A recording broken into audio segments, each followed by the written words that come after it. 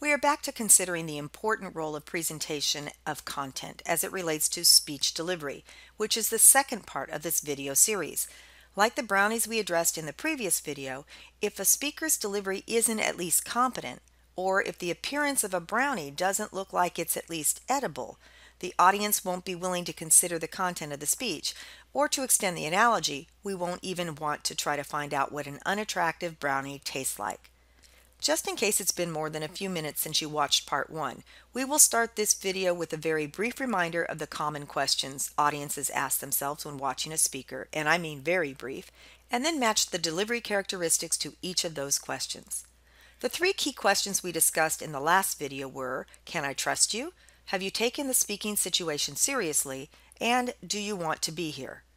Keep in mind as we go through these that we are focusing on the nonverbal aspects of a presentation, not what you say, but what we see and hear while you are saying it. And also keep in mind that while we are listening to your speech, we may not consciously realize what we are paying attention to that leads us to answering these questions. Sometimes you don't know why you trust or don't trust someone, you just have a gut feeling, and that likely comes from the nonverbal. So what aspects of nonverbal delivery communicate that the audience can trust you? We'll spend the most time on this question because a lot of this carries over into the other 2 questions. First, it's hard to underestimate the importance of eye contact in the U.S. Euro-American culture, where we equate eye contact with honesty. Now, to be clear, people can be deceptive and maintain eye contact at the same time.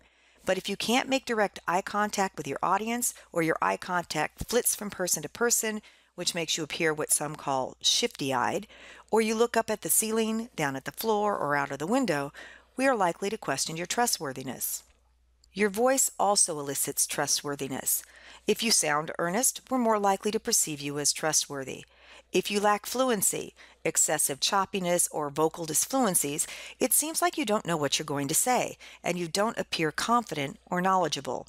The same with uptalk, where your voice goes up at the ends of your sentences, making even a declarative statement sound like a question. You don't appear to be confident about what you're saying.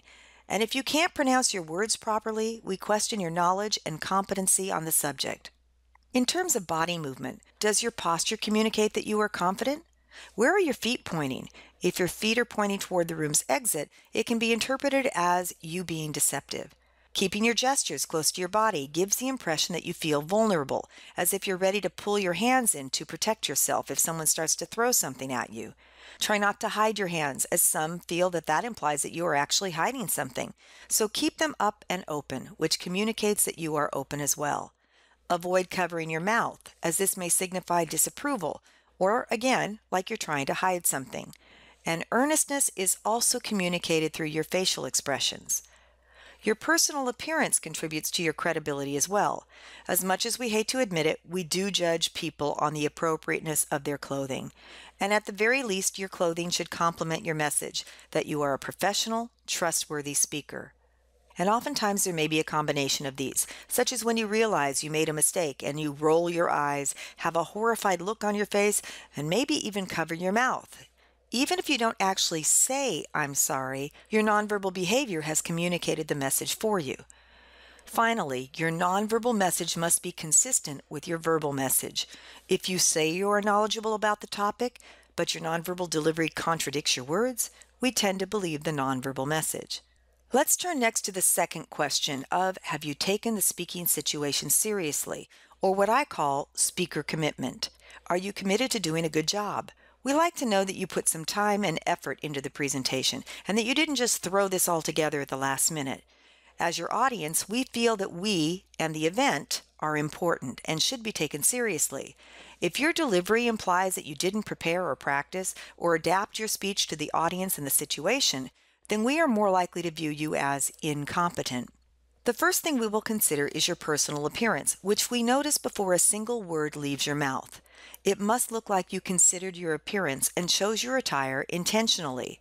Inappropriate clothing or an untidy appearance can give the impression that you had forgotten that you were supposed to do a presentation today. And we can hear the lack of commitment in your voice, particularly if it appears you didn't spend the time and effort to make sure you can pronounce your words properly. You may sound flippant or apathetic, or like you are just plowing your way through an assignment, trying to get it over with as fast as you can. Excessive choppiness or fillers, as well as lack of energy, passion, or sincerity, communicates lack of concern for the speaking situation and the audience. Your eye contact communicates how seriously you've taken the speech. If you keep looking out a window, or you may be avoiding making eye contact with us, perhaps you're embarrassed that you didn't prepare as much as you should, or reading off your notes or the projection screen, you didn't think it was worth knowing your speech so that you didn't have to have your entire outline as a presentation aid, which is helping you rather than helping us. And how you use your body can communicate that you've practiced or not. If you've taken the speaking situation seriously, you likely have spent time thinking about how you would use your body to complement the speech. And that leads us right into the third question. Does it look like you want to be here? You'll find a lot of the behaviors we've talked about for the first two questions also show up here. In particular, your voice communicates your enthusiasm, sincerity, or passion for the message of your speech, as well as how you feel about being at the communication event and with this audience. If you come off bored or apathetic, then why should we listen to you? Your gestures also communicate your desire to be here. Lack of gestures often equates to lack of enthusiasm. Combine that with posture. Do you look like you're ready to run out the door? Facial expressions. Do they reflect your enthusiasm or sincerity? And other body movement. Are you chewing gum? And you see how important body movement is. If you sound and appear motivated, animated, basically that you are enjoying yourself in the speaking occasion, then we are much more likely to enjoy your presentation. A colleague of mine observed, your audience will forgive you for almost anything but being bored. And if you sound and look bored, we will be bored too. Eye contact also communicates your desire to be here. Reluctance to meet our eyes makes us wonder if you really want to be in front of us. And we can't forget the importance of personal appearance. Don't forget to take off your outdoor gear, such as a warm jacket or scarf, as it appears as if you are in a hurry to leave. If you care about something, you tend to pay attention to your appearance. The bottom line is that you have to act as if you truly believe what you are talking about is important, and you have enthusiasm and sincerity for your topic, or at least fake it like you do.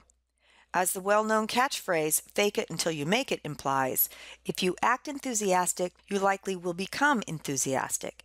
And enthusiasm, or positive energy, can be contagious.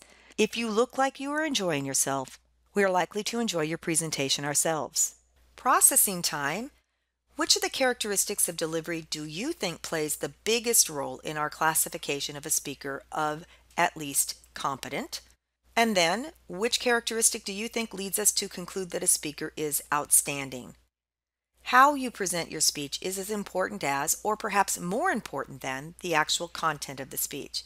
Just like the brownies we compared in the beginning, if your oral presentation doesn't look and sound at least decent or competent, we won't be willing to listen to or taste what you are delivering to us.